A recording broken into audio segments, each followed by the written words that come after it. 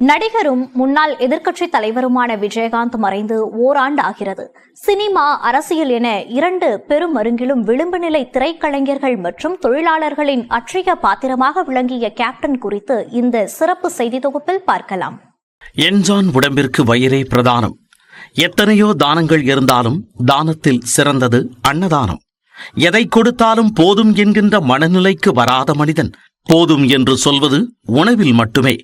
அந்த வகையில் ஏழை பணக்காரன் என்ற வேறுபாடு இல்லாமல் அனைவருக்கும் ஒரே மாதிரியான உணவு கொடுக்க வேண்டும் என்பது கேப்டன் விஜயகாந்த் வகுத்த தாரக மந்திரம்.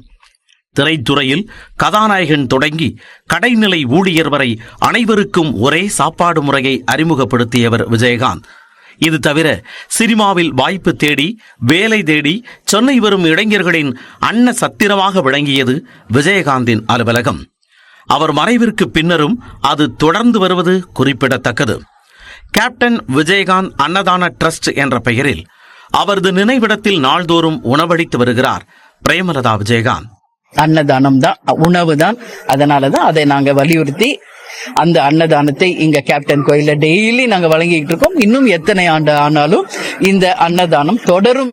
விஜயகாந்தின் நினைவிடத்திற்கு வருபவர்கள் மட்டுமன்றி கோயம்பேடு பகுதியைச் சுற்றியுள்ள ஏழை எளிய மக்களும் அன்னதானத்தில் கலந்து கொண்டு வயிறாறுகின்றனர்.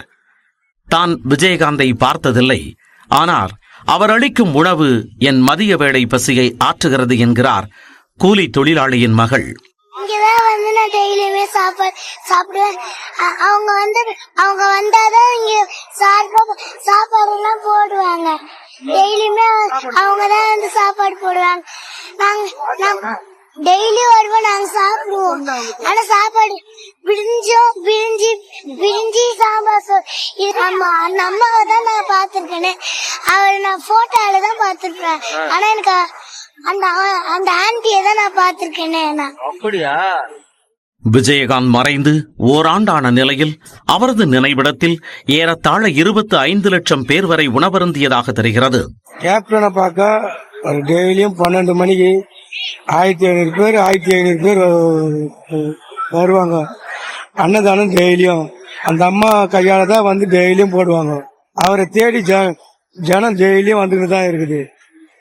அவர் இருக்க சொல்லி சாப்பாடு போட, இல்லாத இருக்க சொல்லி சாப்பாடு போட்டுக்கிட்டு தான் இருக்கிறாரு. 6 மாசமா சாப்பிடுறோம் சார். டெய்லியும் மதியானமா அன்னதானம் டெய்லியும் சாப்பிடுறோம். ஒரு நாளைக்கு 5000 பேர் வந்து சாப்பிடுறோம். 5000 பேர் பொதுவாக வருவாங்க. டெய்லி இதை நம்பி சாப்பிடுறவங்க இது நம்பி ஒரு 2000 பேர் வருவாங்க.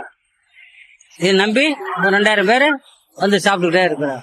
வாழ்ந்தாலும் மறைந்தாலும் பேர் சொல்ல வேண்டும், இவர் போல யாரென்று ஊர் சொல்ல வேண்டும் என்ற வரிகளுக்கு வடிவம் கொடுத்திருக்கிறார் கேப்டன் விஜயகாந்த்.